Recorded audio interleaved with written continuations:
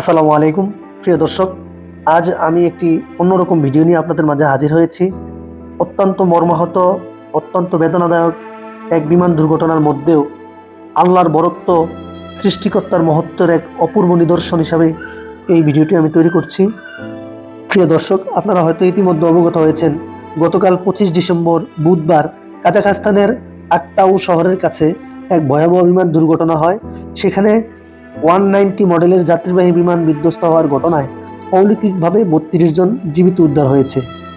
Baku থেকে রাশিয়ার গ্রোজনিগামী J28243 নম্বরের বিমানটিতে 62 জন যাত্রী থাকলেও 5 জন ক্রু সহ মোট 67 জন মানুষ ছিলেন। ঘন কুয়াশার কারণে অবতরণ করতে না পেরে বিমানটি আকাতাউ বিমানবন্দরে নামার নির্দেশ দেওয়া হয়। অবতরণের প্রায় 3 কিলোমিটার আগে জরুরি অবতরণের চেষ্টা করার সময় বিমানটি বিধ্বস্ত হয়ে আগুন ধরে যায়। সেই বিমানে প্রাথমিকভাবে 42 জনের মৃত্যুর আশঙ্কা করা হলেও পরবর্তীতে 30 জনের মৃত্যু নিশ্চিত করা হয়েছে। বেঁচে যাওয়া 32 জনের মধ্যে বেশিরভাগই বিমানের পিছের অংশে ছিলেন।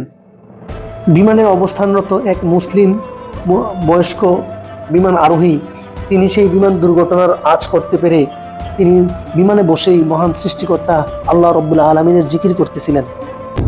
আশহাদু আন লা ইলাহা ইল্লাল্লাহ ওয়া আশহাদু আন্না মুহাম্মাদার রাসূলুল্লাহ।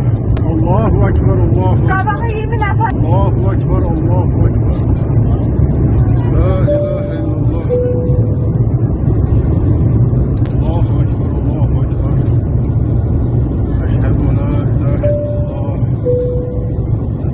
আশহাদু আন্না মুহাম্মাদার রাসূলুল্লাহ।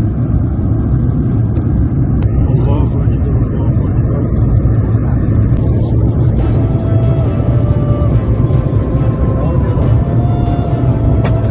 Ama eylesin ayağımızda durmak olmaz. Allahu ekber, Allahu ekber.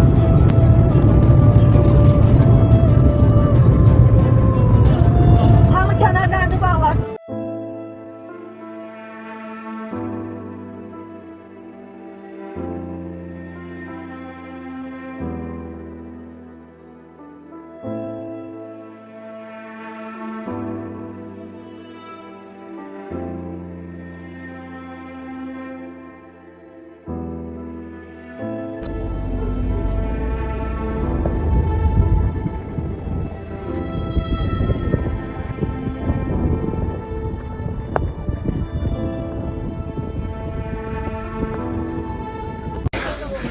Allahu ekber.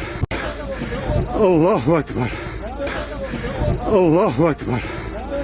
এই বয়স্ক লোকের বেঁচে যাওয়াই প্রমাণ করে যে সৃষ্টিকর্তাকে বিপদের সময় স্মরণ করলে তিনি অবশ্যই বিপদ থেকে উদ্ধারের জন্য সাহায্য করেন। প্রিয় দর্শক, আজ এ পর্যন্তই। আমার এই ভিডিওটি ভালো লাগলে অবশ্যই লাইক, শেয়ার, কমেন্টস করবেন। সৃষ্টিকর্তার মহত্বের পরিচয় দিতে এই ভিডিওটি বেশি বেশি করে শেয়ার করবেন।